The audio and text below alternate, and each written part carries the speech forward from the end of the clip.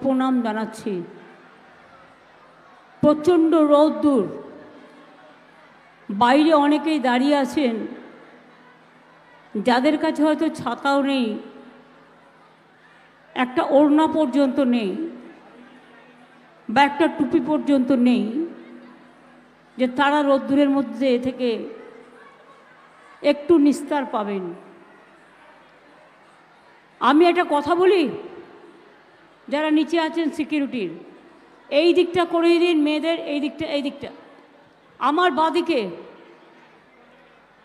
বাঁদিকে আপনারা এদিকটা বসুন। ওদিকে রৌদ্রে যারা দাঁড়িয়ে আছে তাদের কিছু পারলে এই দিকটা ঢুকিয়ে দাও।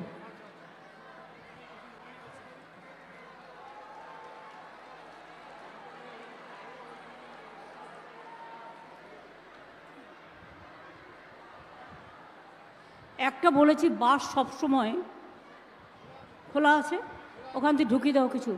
দেখো রোদ্দুরে হিট স্ট্রোক হয়ে যাবে।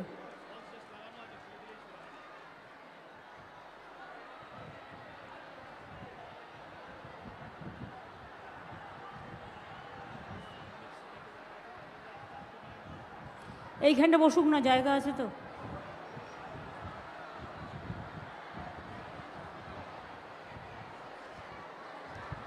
এবার থেকে আমি বলেই দিচ্ছি যে মিটিংয়ে আরেকটু বেশি করে শেড বাড়াতে হবে। এখানে হয়তো লক্ষাধিক মানুষ আছেন, কিন্তু বাইরেও প্রায় 50-60 হাজার মানুষ গরমের মধ্যে দাঁড়িয়ে আছেন।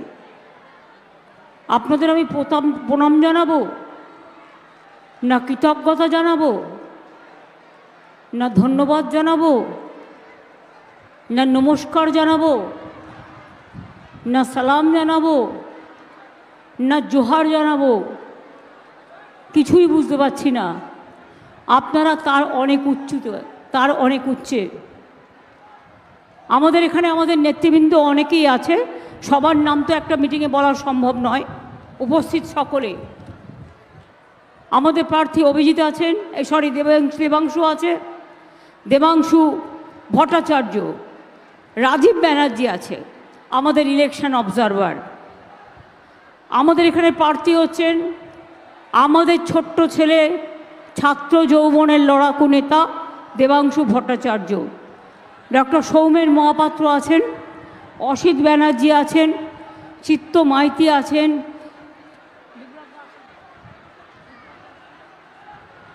বিপ্লব রায়চৌধুরী আছেন, জ্যোতির্ময় কর আছেন, অখিল গিরি আছেন, সুকুমার দে আছেন, তিলক কুমার চক্রবর্তী আছেন, এছাড়াও আরও অনেকেই আছেন। সবার নাম আমি এই জন্য বলতে পারছি না যে একটা মিটিং থেকে এত নাম একসাথে বলা যায় না। আমি আজকে দেবাংশুর হয়ে আপনাদের কাছে ভোট প্রার্থনা করতে এসেছি। আমি জানি প্রচণ্ড গরম, বাংলায় 3 মাস ধরে ইলেকশন চলবে। আমি নির্বাচন কমিশনকে একদিন অনুরোধ করব, বেশি না, এই রকম একটা ফাটাফাটি রোদে 8 ঘন্টা দাঁড়িয়ে থাকুন তো, 8 ঘন্টা সময় কাটিয়ে যান। মেদিনীপুরের যে কোনো একটা জায়গা বেছে নিন, বা বীরভূম বা বাঁকুড়া বা পুরুলিয়া বা দুর্গাপুর বা আসানসোল বা বর্ধমানের একটা জায়গা বেছে নিয়ে 4 ঘন্টা দাঁড়িয়ে থাকুন এবং দেখুন, উপলব্ধি করুন রৌদ্রের মাত্রাটা কত বেশি।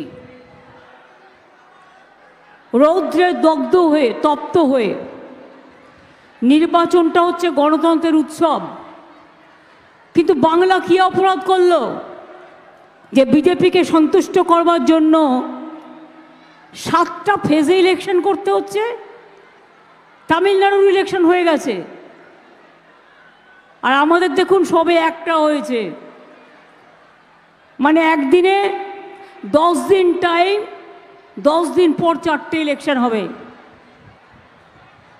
মালদা উত্তর দক্ষিণ, মুর্শিদাবাদ উত্তর দক্ষিণ, তারপর হাতে 4 দিন করে প্রচারের টাইম পাবেন, 8টা করে ইলেকশন হবে। নিজেদের মতো করে সাজিয়েছে দাবার গুটি, যাতে নিজেদের টাইমটা বের করতে পারে আর আরাম করে করে একটু একটু করে প্রোগ্রাম করে নিজেদের শরীর বাঁচিয়ে মানুষের শরীরকে বিপদে ফেলতে পারে। এই জন্যই অবস্থা। আমি একটা কথা বলবো, এরা যারা দাঁড়িয়েছে এদের দাও না, এই পর্যন্ত আসতে দাও না। না, এই যে ওইখানে খালি আছে, এই জায়গাটা দাও। যারা ওখানে দাঁড়িয়ে আছে এইখানে, এইটুকু বাদ রাখো, বাদ বাকিটা দিয়ে দাও।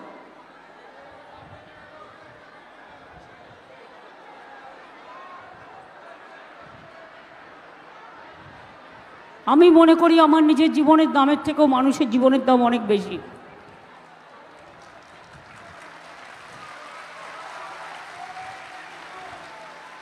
হিটস্ট্রোক হয়ে অলরেডি একজন মারা গেছে গঙ্গারামপুরে, সেদিন মিটিংয়ে এসেছিল। তাই মনে রাখবেন, মানুষকে এভাবে কষ্ট দেওয়ার কোনো ব্যাখ্যা আমি খুঁজে পাচ্ছি না। ব্যাখ্যা একটাই, বিজেপি যা বলবে দেশে ইলেকশন কমিশন তাই করবে, এছাড়া আরও কোনো ব্যাখ্যা নেই।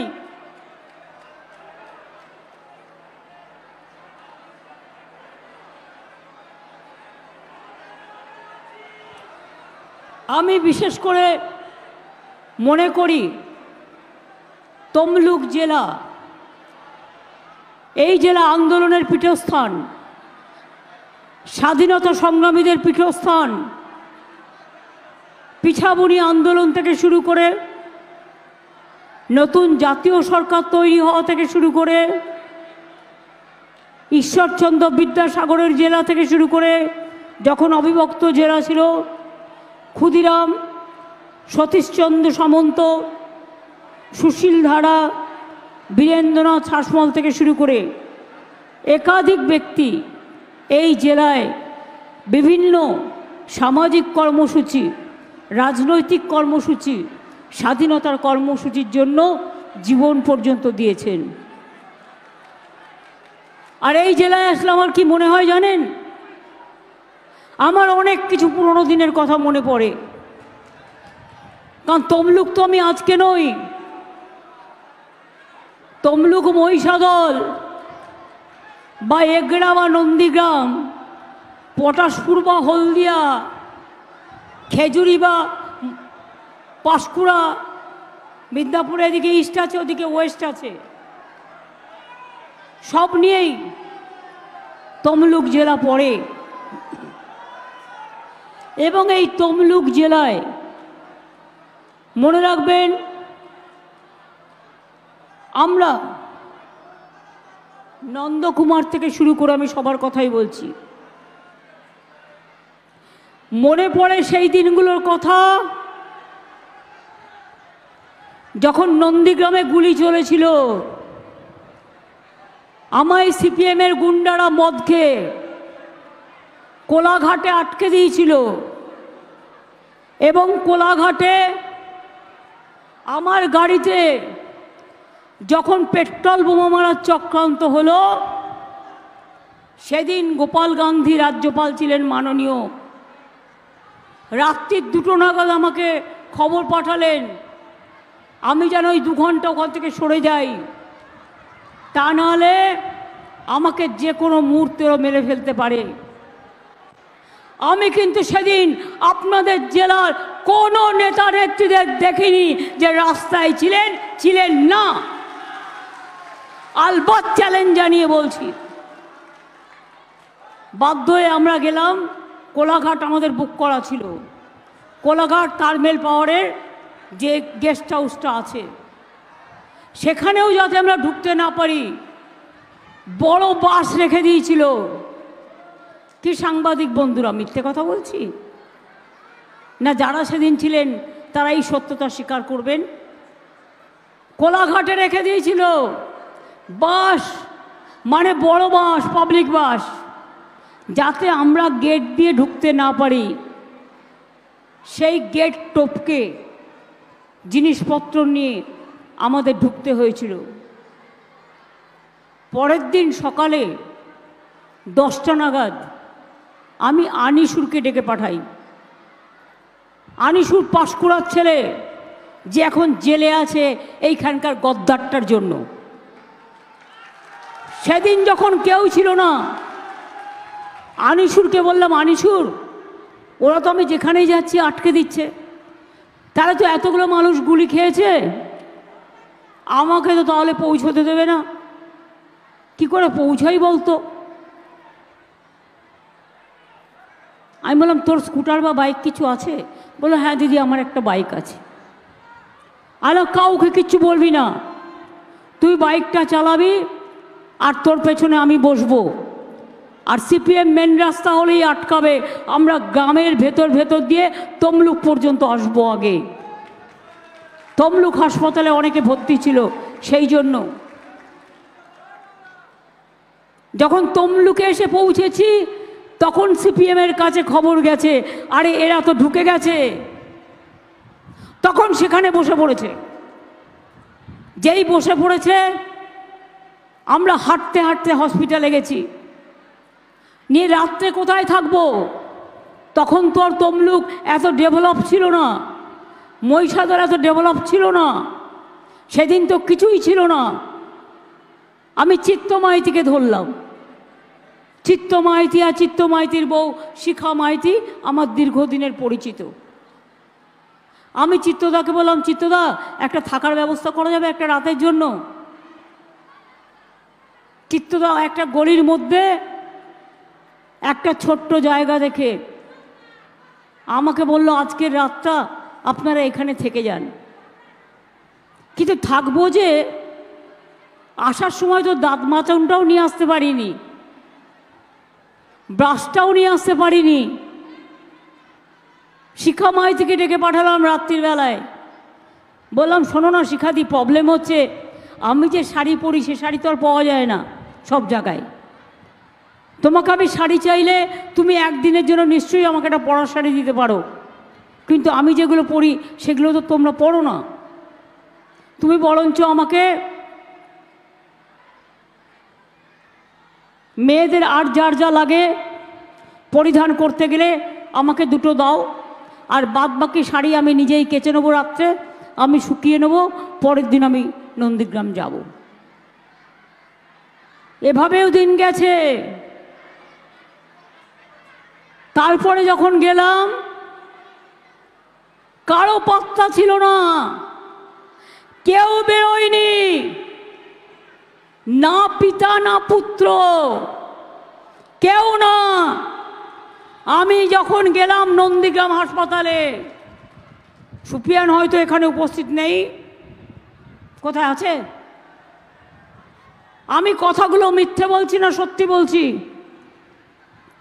আমি যখন নন্দীগ্রামে গেলাম তখন হাসপাতালে পেশেন্টদের দেখতে গেছিলাম, কাঁদানে গ্যাস ছুড়ল।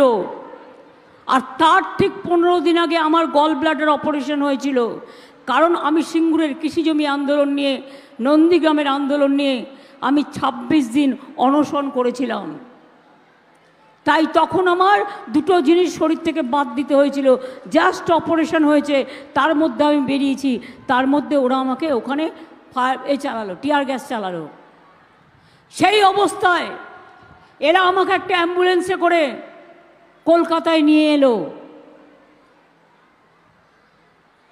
তারপর অনেক জল হলদি নদীর স্রোত দিয়ে বেরিয়ে গেছে।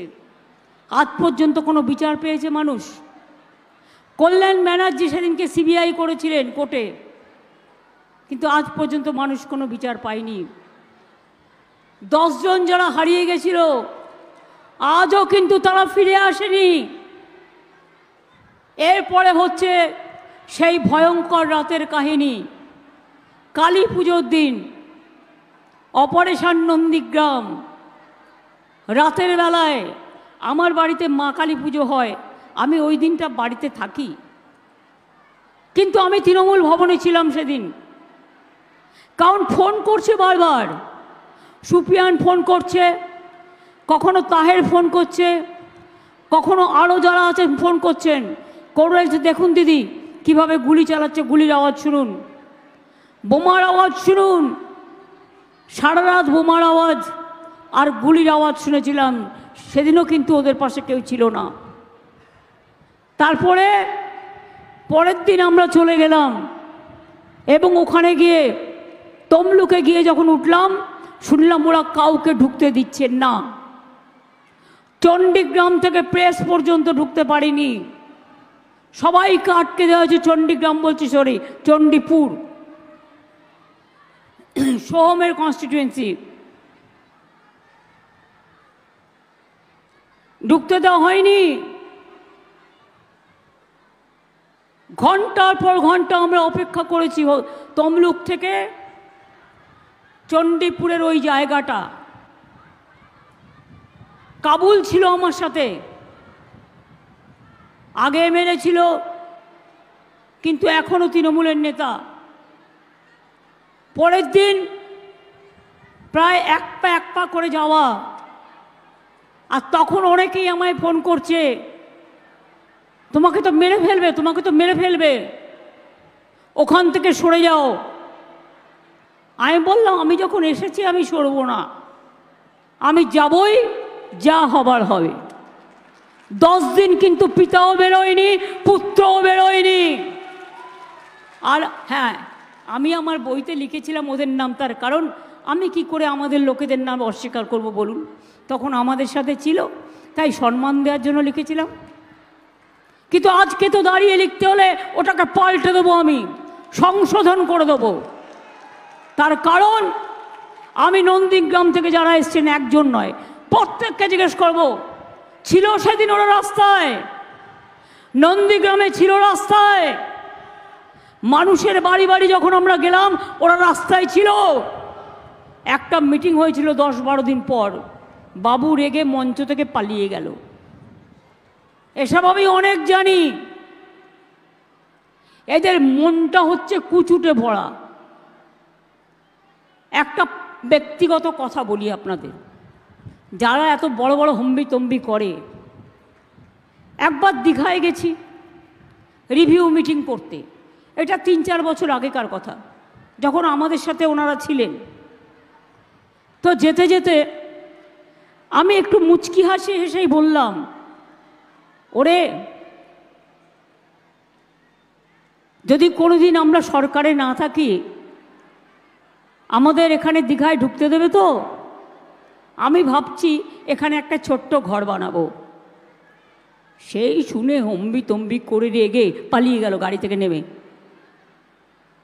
গাড়িতে আমি ছিলাম, ও ছিল, আর একজন সাংবাদিক ছিল।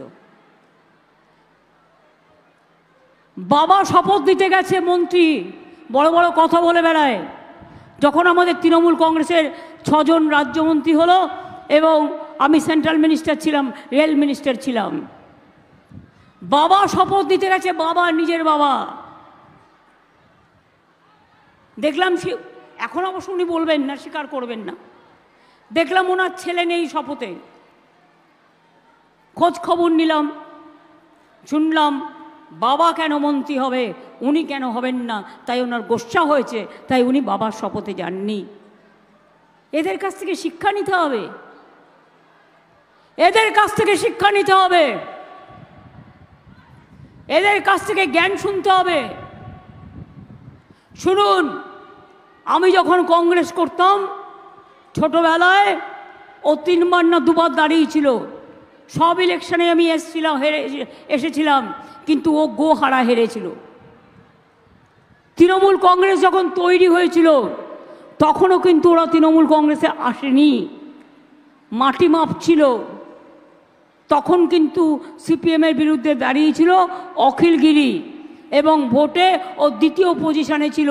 আর ওনার পিতৃদেব মাননীয় মহোদয়, তিনি ছিলেন 3য় স্থানে। আর এখন তো দেখছেন কত ক্ষমতা, যেন মনে হচ্ছে গভর্নমেন্ট অফ ইন্ডিয়ার প্রেসিডেন্ট উনি। সিবিআই কার বাড়ি যাবে সেটা উনি ঠিক করবেন, ইডি কার বাড়ি যাবে উনি ঠিক করবেন, এনআইএ কার বাড়ি যাবে উনি ঠিক করবেন, কাকে কাকে জেলে ভরবেন সেটা উনি ঠিক করবেন, কার কার চাকরি খাবেন সেটা উনি ঠিক করবেন। ওনার এক পকেটে বোমা আর এক পকেটে সিবিআই এজেন্সি রেডি, নিজেই বলেছে বোমা ফাটাবো। কি বোমা? না 26,000 টিচারের চাকরি খেয়ে নিয়েছেন। এটা গর্বের? বলুন যদি কোনো মানুষ থাকেন 26,000 ছেলে মেয়ে যারা স্কুলে টিচারি করে, বাচ্চাদের পড়ায়, তাদের চাকরি খেয়ে নেওয়াটাকে আপনারা সমর্থন করেন? আজ যদি আপনাদের নিজেদের ঘরের ছেলে মেয়ে হতো তাহলে কি হতো? আর তারপরে এই রায়টা যে ওই দিন বেরোবে, তুমি 48 ঘন্টা আগে জানলে কি করে? তার মানে তুমি কি রায়টা লিখে দিয়েছিলে, না তোমার পার্টি অফিস থেকে লিখে দিয়েছিলে? এই যে 26,000-এর চাকরি খেয়েছো, 2.5 লক্ষ পরিবার আজকে মৃত্যুর সামনে লড়াই করছে। একজনের কিছু হলে তোমার বাড়ির সামনে জানবে, এরা কিন্তু আসবে, এরা কিন্তু বিচার চাইবে, এরা কিন্তু বিচার চাইবে। এর মধ্যে মিদনাপুরেরও নিশ্চয়ই অনেক আছেন, অনেক পরিবারের ছেলেমেয়েরা আছেন, কম নেই। আমি কিন্তু বলছি, আমরা কিন্তু আপনাদের সাথে আছি। আমি এর শেষ দেখতে চাই। আর যাকে প্রার্থী করেছেন মহানুভব, একেবারে ঈশ্বরের পরেই উনি, নাকি ঈশ্বরের ওপরে হবে?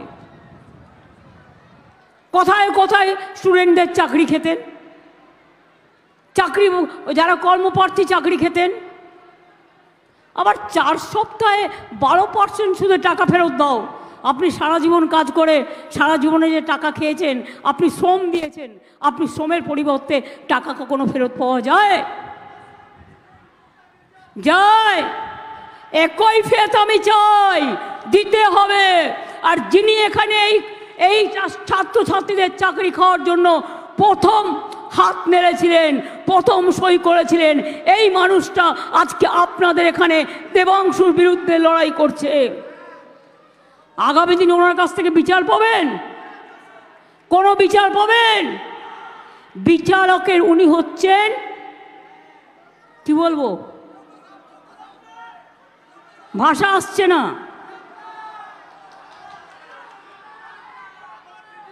যিনি বিচারকের আসনে বসে বিজেপির সাথে ফোনে কথা বলতেন, নিজেই বলেছেন। বিচারের আসনে বসে সবার চাকরি খেতেন আর বিজেপি পার্টি করতেন, আর অন্য পলিটিক্যাল পার্টিদের টিভিতে গিয়ে গালাগালি দিচ্ছেন। তাকে আমি কি বলবো? নামটা আপনারা ঠিক করে দেবেন, আমি ঠিক করব না। বিতাড়িত করে দিন।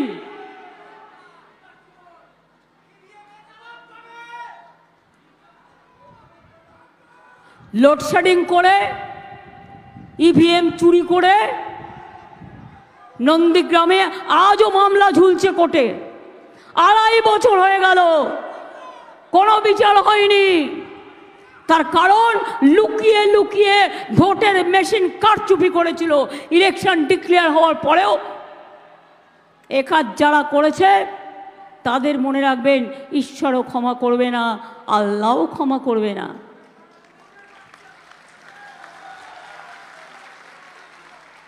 আজকে উনি বড় গেরুয়াধারী হয়ে গেছেন। বিড়াল বলে মাছ খাবো না, কাশি যাব। সবচেয়ে বড় সাধু হয়ে গেছেন। আমি সাধু পুরুষদের বলি, তোমাদের ভোট লোকে কেন দেবে? 100 দিনের টাকা দেবেন না, এই শব্দ কে বলেছিল? বিজেপি পার্টি এবং গদ্দার বলেছিল কি বলেনি? আবাস যোজনার টাকা দেবেন না, কে বলেছিল? গদ্দার। বাংলার রাস্তার টাকা দেবেন না, বলেছিল কে? গদ্দার। আর বলে বেরিয়েছে তৃণমূল নাকি চুরি করেছে। তাই ওরে তৃণমূল চুরি তো তোর থেকে শিখেছে, তৃণমূল চুরি করতে জানতো না, তৃণমূল চুরি করেও নি।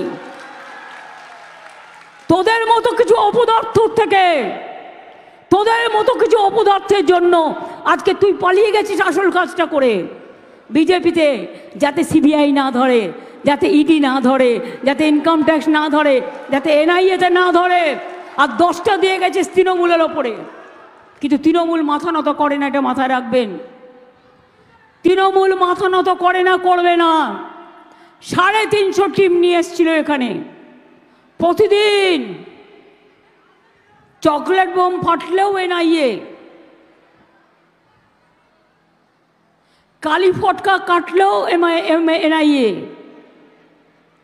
ধানি ফটকা ফাটলেও NIA. Government of the agency, by the agency and for the agency. আজকে এই হয়ে গেছে ভারতবর্ষের অবস্থা। আপনারা এনআরসি সমর্থন করেন, এনআরসি সমর্থন করেন। এনআরসি হলে কি হবে জানেন তো? তা গদ্দারকে প্রশ্ন করছেন না কেন? আমরা সবাই দেশের বাইরে চলে যাব আর তুমি একা ফুটবল খেলবে? বাবা বলো, তুমি হাফ প্যান্ট পরে একা ফুটবল খেলবে? বলুন, খেলা হবে, ঘরে ঘরে খেলা হবে, মা বোনেরা খেলবে, রূপসীরা খেলবে, কন্যাশ্রীরা করবে, শিক্ষাশ্রীরা খেলবে, সংখ্যালঘুরা খেলবে।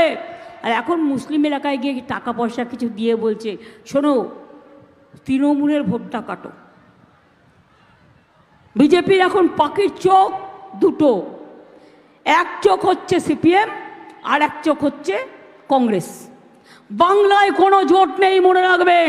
আমরাই জিতলে ইন্ডিয়াতে গিয়ে ইন্ডিয়া সরকার তৈরি করব সবাইকে নিয়ে, কিন্তু বাংলায় কোনো জোট নেই। বাংলায় ওটা বিজেপির জোট, ওটা বিজেপির ভোট। তাই ভয় পেয়ে সবাই নাকি চোর, উনি সাধু। জিজ্ঞেস করুন তো, যদি কেউ জিজ্ঞেস করেন হলদিয়াতে আপনার কি কি আছে, নন্দীগ্রামে কি কি আছে, বাড়িঘর কি কি আছে, সম্পত্তি কি কি আছে, মাছ ধরতে দান কিসে করে, পেট্রোল পাম্প কাদের আছে, সব যদি জিজ্ঞেস করতে চান কোনোদিন কোনো উত্তর পাবেন? পাবেন না, কারো বুকে সাহস নেই। আর যিনি এখানে দাঁড়িয়েছেন তিনি ভাবছেন এটাও বিচারালয়, তাই তিনি কখনো বলছেন পদত্যাগ করতে হবে। আমি বলি আগে নিজে দেহ ত্যাগ করুন, তারপরে পদত্যাগের কথা বলবেন। আগে প্রথমে নিজের লজ্জাটা ঢাকুন।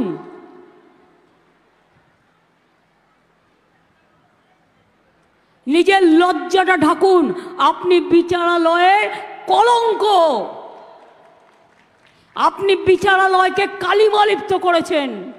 আপনার কোনো অধিকার নেই মানুষের কাছে এসে মানুষের কথা বলবার। ছিলেন তো বিকেশ ভট্টাচার্য জুনিয়র, যিনি সবার চাকরি খান, আর এখন হয়েছেন গদ্দারের জুনিয়র না সিনিয়র আমি জানি না।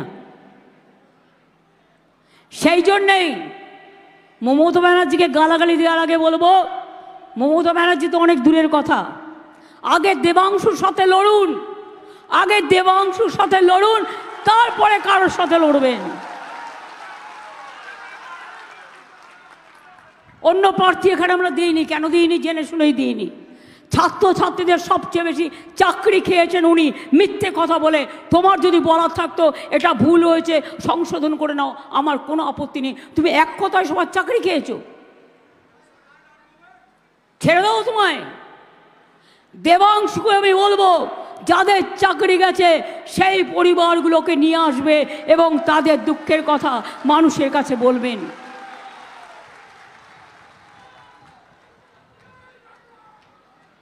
প্রশাসন গেছে কোর্টে, প্রশাসন প্রশাসনের মতো করবে, ছাত্রছাত্রীরাও গেছে। আমি সারা বাংলার সমগ্র মানুষকে বলবো, দেখুন আজ যদি ভাবে 26,000-এর চাকরি চলে যায়, 2.5 লক্ষ পরিবার, তাকে বলছে 8 বছর কাজ করেছে, ওই 8 বছরের 12% সুদসহ সব টাকা ফেরত দিতে হবে।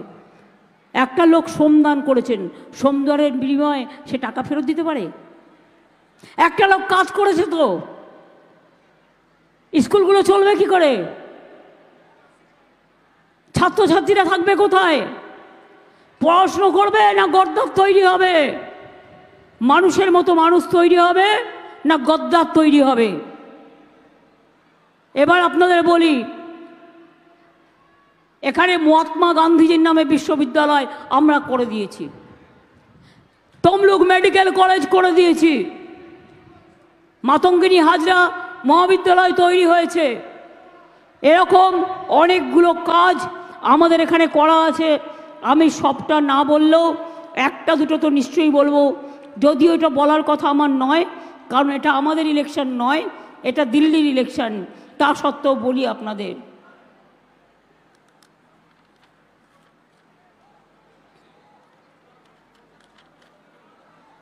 আচ্ছা একবার চোখ মেলান তো, হলদিয়া আসানসোল এক্সপ্রেস ট্রেন কে করে দিয়েছিল? মনে আছে তো? Malda town Digha express via Rampurhat কে করে দিয়েছিল? তমলুক দীঘা রেল লাইন কে করেছিল? 9 মাসের মধ্যে করে দিয়েছিলাম। সিঙ্গুর নন্দীগ্রাম রেল লাইনও করে এসেছিলাম। দীঘা জলেশ্বরী পুরী রেল লাইন কে করেছিল?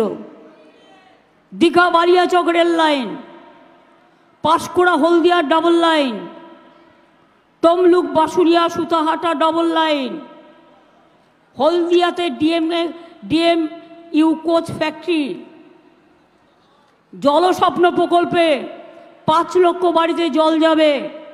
নন্দীগ্রাম 1, নন্দীগ্রাম 2, নন্দকুমার ও চণ্ডীপুর ব্লকের জন্য আরও 1400 কোটি টাকা ব্যয় করে জল প্রকল্প করা হচ্ছে। নিমতৌড়িতে নতুন ভবন তৈরি হয়েছে কি হয়নি? নন্দীগ্রাম স্বাস্থ্য জেলা কে করেছে? 3টে সুপার স্পেশালিটি হাসপাতাল, নন্দীগ্রাম, পাঁশকুড়া, এগরা। তাম্রলিপ্ত মেডিকেল কলেজের আত্মীয়দের বসবাস করবার জন্য, থাকার জন্য 100 বেডের নাইট শেল্টার, তমলুকের নার্সিং সেন্টার, মহিষাদলের মহাত্মা গান্ধী বিশ্ববিদ্যালয়, 3টি নতুন কলেজ। মৎস্যজীবীদের জন্য 2 মাস আমরা 5,000 টাকা করে 10,000 টাকা দেব। তার কারণ এই 2 মাস বর্ষাকালে তারা সমুদ্রে যেতে পারে না, তাদের পরিবার কষ্ট থাকে, তাই আমাদের কাছে যা লিস্ট আছে সেই অনুযায়ী আমরা করে দেব।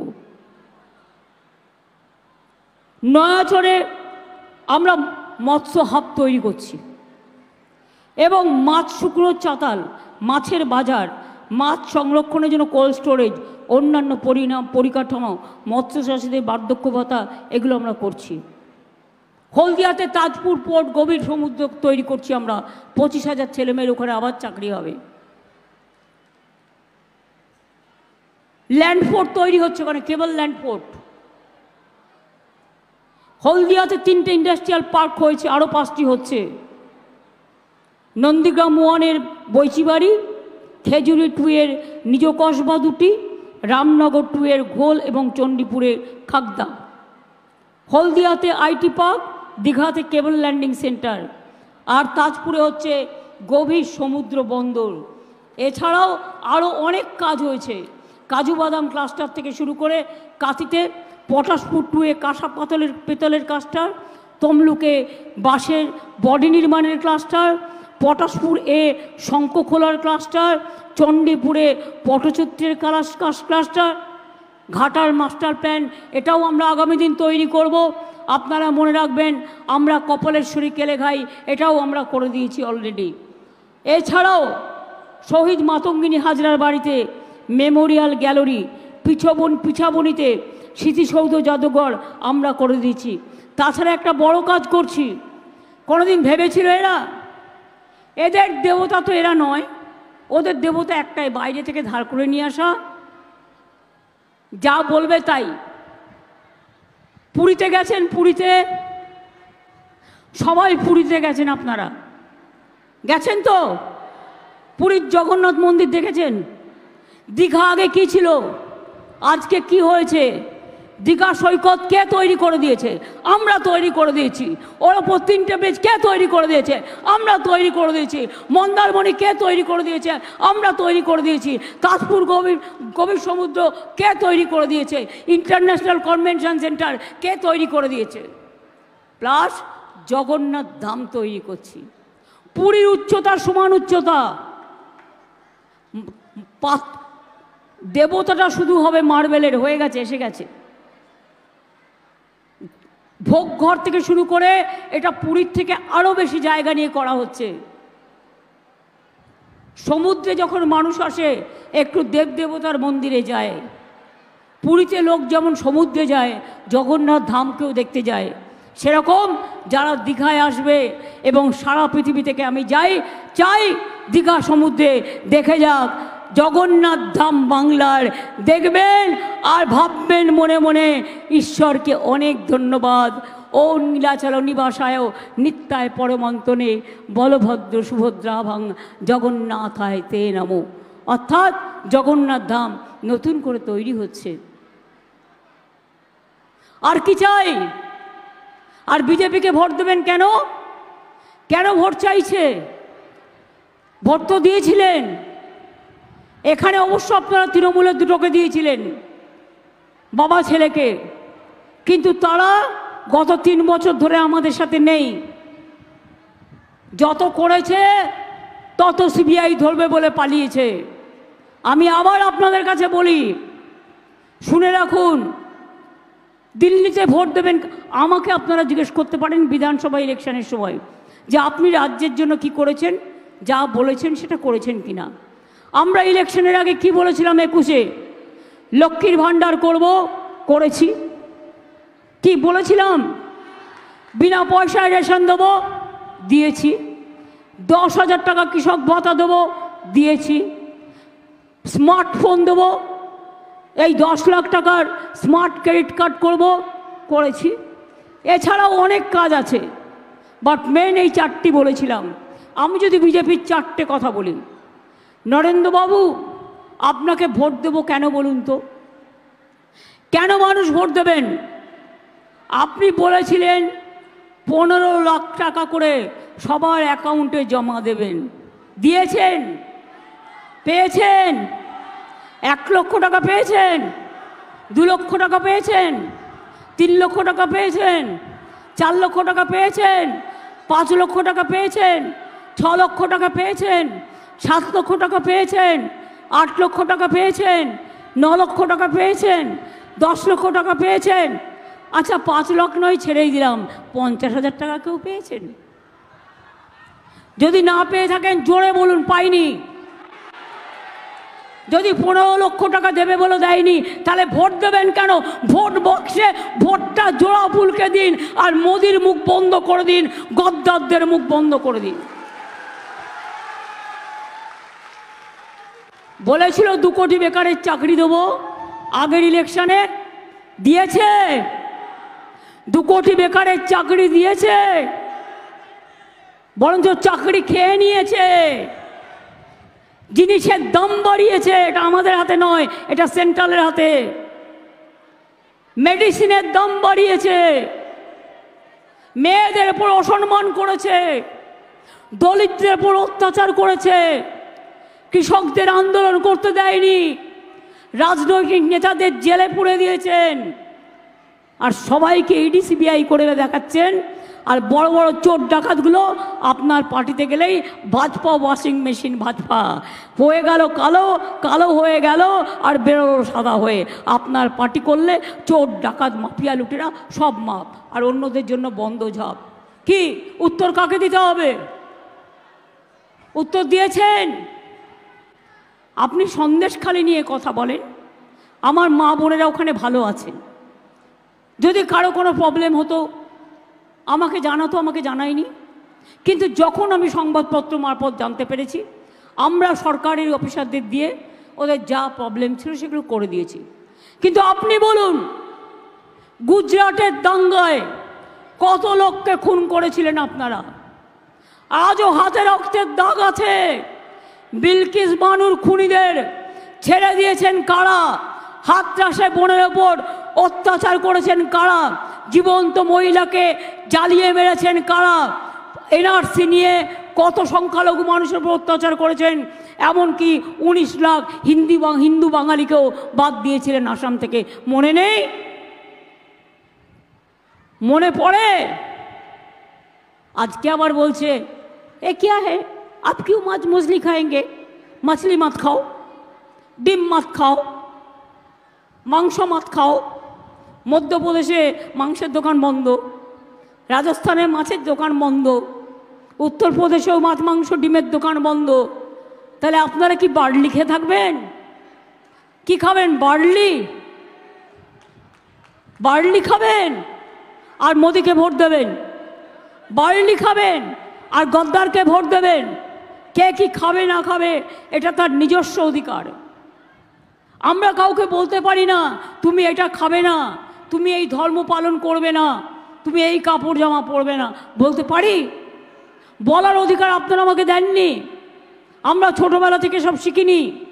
মনে রাখবেন, আজকে জাতি বিক্রি করে দিচ্ছে এনআরসির নামে, ক্যান নামে, ইউনিফর্ম সিভিল কোডের নামে জাতি বিক্রি করে দিচ্ছে, ধর্ম বিক্রি করে দিচ্ছে, দেশ বিক্রি করে দিচ্ছে, ইতিহাস বিক্রি করে দিচ্ছে, জিনিসের দাম বাড়িয়ে দিচ্ছে, মেডিসিনের দাম বাড়িয়ে দিচ্ছে, বেকার বাড়িয়ে দিচ্ছে, আর লোকে প্রতিবাদ করলেই জেলে পাঠিয়ে দিচ্ছে। এই বাবু যদি আবার ক্ষমতায় আসেন তাহলে দেশে আর কোনো দিন নির্বাচন হবে না, কেউ আর কোনো দিন ভোট দিতে পারবেন না, আর কারো কোনো অধিকার থাকবে না।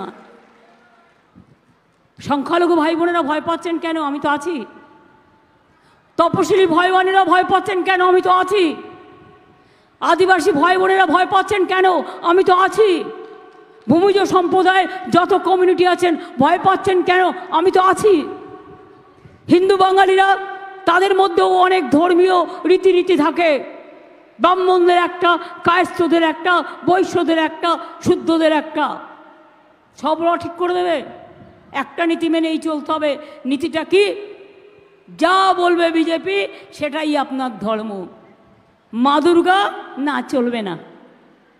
ममता जी तो माँ दुर्गा का पूजा नहीं करने देता है, ममता जी तो सरस्वती पूजा करने नहीं देता है। कि बांग्लाय दुर्गा पुजो হয় কি হয় না? सरस्वती पुजो হয়, काली पुजो হয়, शिवेर पुजो হয়, रोजा হয়, इफ्तार হয়, ঈদ মোবারক হয়, জায়ের থান আছে, মাজিদ থান আছে, গির্জা আছে, ধামসা মাদল আছে, বায়ুল আছে, মা বোনেরা আছে, সব কিছু আছে বাংলায়। তাই মনে রাখবেন, বাংলার উপর কেন অত রাগ জানেন? বাংলাকে ওরা সহ্য করতে পারে না, বাংলাকে সহ্য করতে পারে না। কারণ বাংলাই একদিন ভারতবর্ষের রাজধানী ছিল। অন্য সবাই চুপ হয়ে গেলেও বাংলা কোনোদিনও চুপ করে থাকবে না, বাংলা প্রতিবাদ করবে, বাংলা গর্জন করবে। মনে রাখবেন। হঠাৎ কদিন আগে শুনলাম বলছে 3 মাস বাদে লক্ষ্মীর ভাণ্ডার বন্ধ করে দেবো। আমি বললাম সাহস তো কম নয় ছোকরা, সাহস থাকা ভালো, দুঃসাহস থাকা তো ভালো না। এটা ফোড়েবাজ, তোমাদের দিল্লির টাকা নয়, এটা বাংলার টাকা, মায়ের টাকা, বোনের টাকা, আত্মসম্মানের টাকা। যতদিন বেঁচে থাকবেন লক্ষ্মীর ভাণ্ডার পেয়ে যাবেন, 60 বছরেও শেষ হবে না। আমি বাড়িয়ে দিয়েছি, আপনারা পেয়ে যাবেন, চিন্তার কোনো কারণ নেই।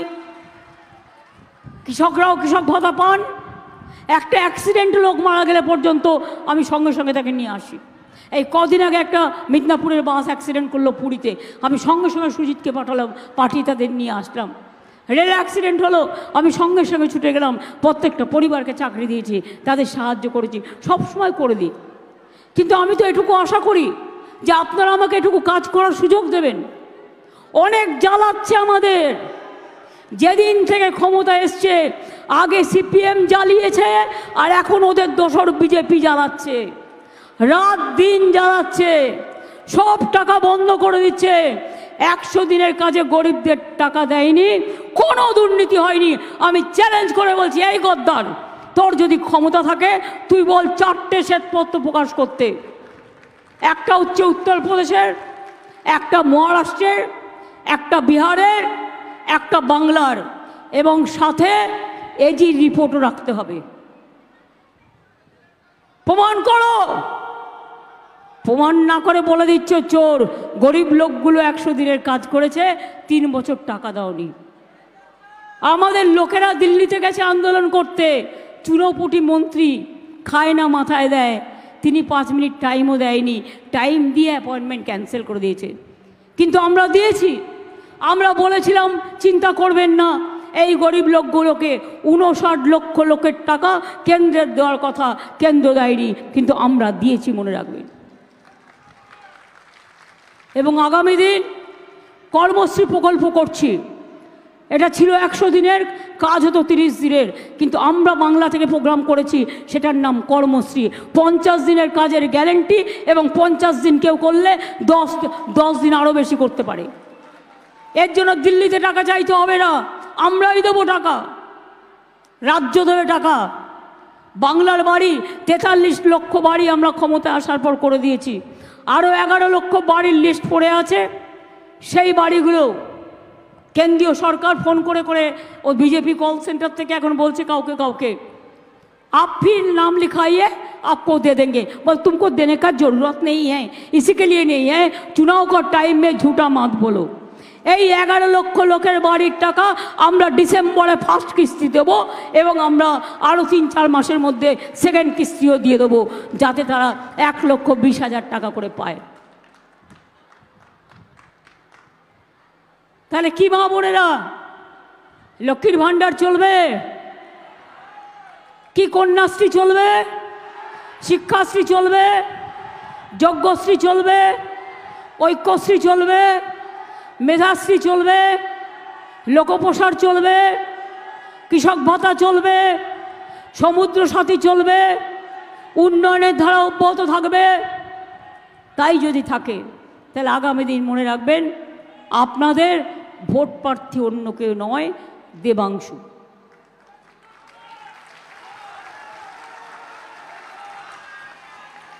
আমি 1984 সালে, ন্যাচারালি তখন আমার বয়স একটু কম ছিল, বাবা মায়েরা যা করতো আর কি আগেকার দিনে, আমার মতো অনেকেরই এরকম আছে। আমার দাদা আমার থেকে বয়সে ছোট, আমি ওর থেকে 5 বছর বড়। এ আমার বইতে লেখা আছে, নতুন করে বলার কিছু নেই।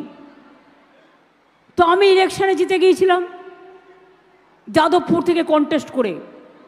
সেটা ছিল 1984 সালের নভেম্বর মাস, ইন্দিরা গান্ধীর মৃত্যুর পর।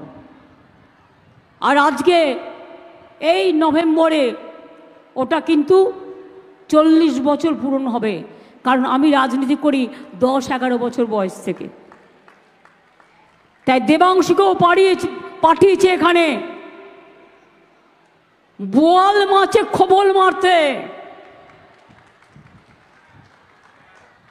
মানুষের মাঝে দাঁড়িয়ে কাজ করতে। আমি সেদিন থেকে কাজ করতাম বলেই সিপিএম ভয় পেয়ে সবাইকে হারাবার চেষ্টা করত, কিন্তু আমাকে হারাতে পারতো না। যে কায়দায় ইলেকশন করেছিল ওরা নন্দীগ্রামে, আমি নন্দীগ্রামের মানুষকে ভালোবাসি, কিন্তু আমি ভাবতেও পারি না পুলিশের একটা দল, মানে তখনকার যারা ইলেকশন কমিশনে ছিল, এবং টাকা কত টাকা আছে জানেন? ইলেকশনের আগে কাউকে 50,000 পকেটে দিয়ে দেয়, কাউকে 1 লাখ দিয়ে দেয়, কাউকে 2 লাখ দেবে, কাউকে 5 লাখ দেবে। টাকা নেবেন কি নেবেন না আপনার ব্যাপার। আপনাদের তো 15 লক্ষ টাকা পাওনা আছে, তাই না? যদি টাকা দেয়ও সেটা ওদের টাকা নয়, পাপের টাকা। 15 লক্ষ টাকা তো দেয়নি। আপনার খাবার ইচ্ছা হলো আপনি খেয়ে নিন, কিন্তু ভোটের বাক্সে উল্টে দিন, তৃণমূলকে জোড়াফুলকে ভোট দিন, এটা মাথায় রাখবেন। মনে থাকবে কথাগুলো। কি দেবাংশুকে জেতাবেন তো? ও হয়তো কোনোদিন ভাবেইনি ও ইলেকশনে লড়বে, যেমন আমি কোনোদিন প্রথমে ভাবিনি যে আমাকে দাঁড় করাবে। ওকে আমি দাঁড় করিয়েছি একটাই কারণে, যে আগামী দিন এই মেদিনীপুর জেলাটাকে সাফসুতরো করবে, এবং এই মেদিনীপুর জেলায় ঘুরে বেড়াবে তমলুক থেকে কন্টাই, কন্টাই থেকে তমলুক, মহিষাদল, নন্দীগ্রাম, ময়না, সবং থেকে শুরু করে ওদিকটা আছে। কিন্তু আমি বলবো মিদনাপুর পূর্বটা নতুন জেলা, এটাই দেখো ভালো করে। বাদবাকি কাজ তো আমি আপনাদের সাথে আছি।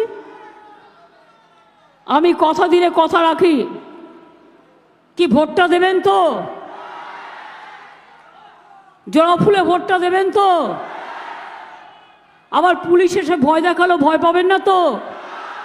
মনে রাখবেন 1 মাস বাদে ওরা গেছে, প্রথম নির্বাচন হয়ে গেছে, মোদিবাবু ঘাবড়ে